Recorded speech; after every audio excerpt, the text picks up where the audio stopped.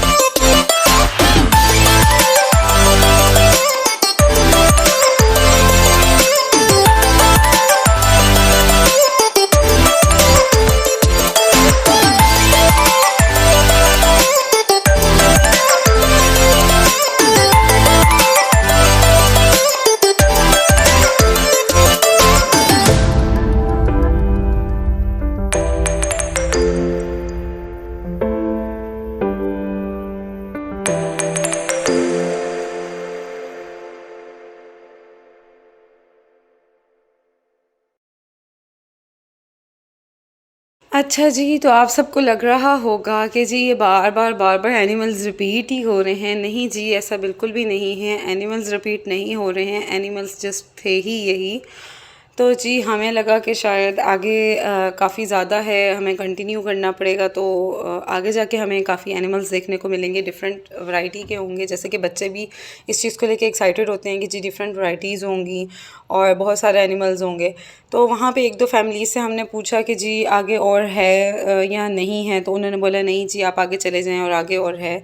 जबकि आगे हम गए तो हमें ऐसा कुछ भी नहीं मिला, जस्ट यही चीज़ें थी देखने के लिए जो कि आप देख सकते हैं।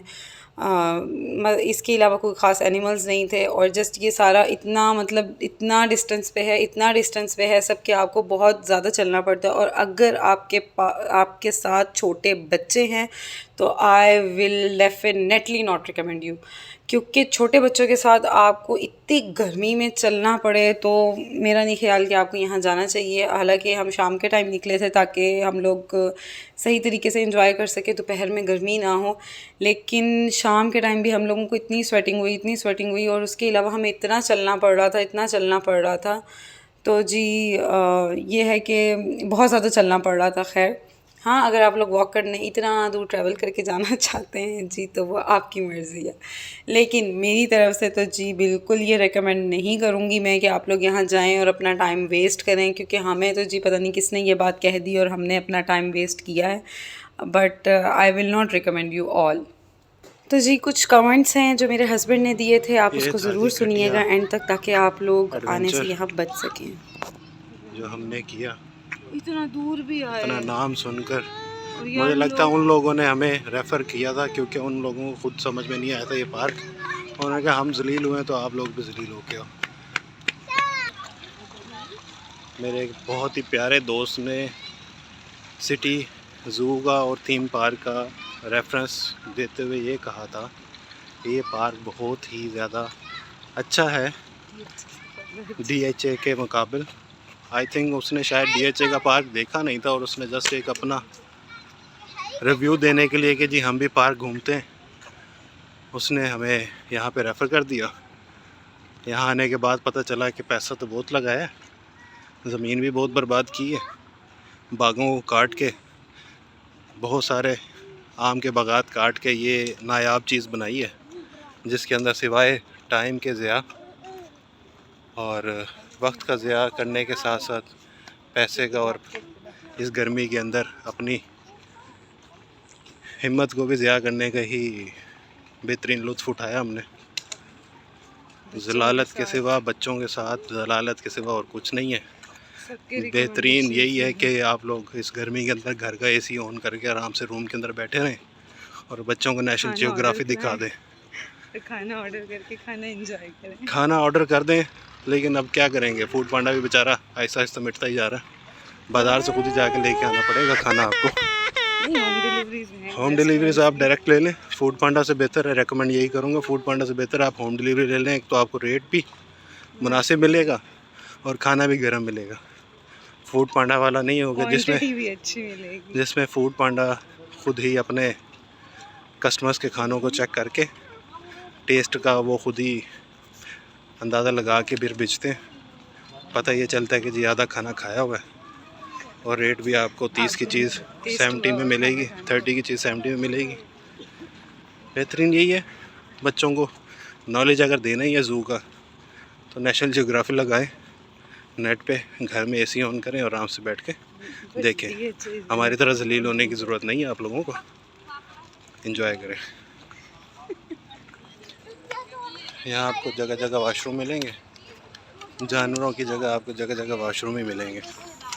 यहाँ घूमने से बेहतर है सिर्फ एक टक शॉप है जिसकी लाइटें अच्छी लग रही हैं, अंदर कुछ भी नहीं है सिवाय चंद चिप्सों के और पानी के, डबल रेट पे। और मैं तो रेकमेंड यही करूँगा, DHA एक अच्छी जगह, DHA का ज़ू, वहाँ पे फूड कोर्ट भी है, एरिना मज़ेदार है वो। वहाँ पे कम वक्त के अंदर काफ़ी सारी चीज़ें एंजॉय कर सकते हैं। यहाँ पे जस्ट आपको बिल्डिंग मिलेंगी ग्रीक यूनानी किस्म की। ज़हनी गुलाम तो है ना, ऊपर से चढ़ के उतर के नीचे ही आने। हमारा मुल्क अभी तक ज़हनी गुलाम में तो है। यहाँ पे जो भी इंटीरियर और आउटडोर जो भी डिज़ाइनिंग होती है उसमें ज़्यादातर जाहिर सी बात है यूनान की, ग्रीक, इटालियन, स्पेनिश, इन चीज़ों को ज़्यादा प्रेफर देते हैं। हमारी अपनी ख़ुद की सकाफ़त तो कहीं पे नज़र आती ही नहीं है।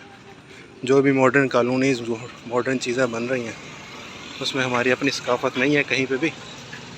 ये यूनानी तर्ज पे बनाए गए पिलर हैं जो कि एंट्रेंस है ज़ू की। अब मुझे नहीं पता इन मम्मीज़ के साथ इनका क्या ताल्लुक़ है, मुझे लगता है ये भी मम्मीज़ के दौर के ही हैं। कारून का ख़जाना इनके हाथ में लग गया था, उसकी इन्होंने बना दी है। ये दो पुलिस वाले यहाँ पे बैठे हैं, अल्लाह ही जाने किससे जानवरों की हिफाजत कर रहे हैं या इंसानों की।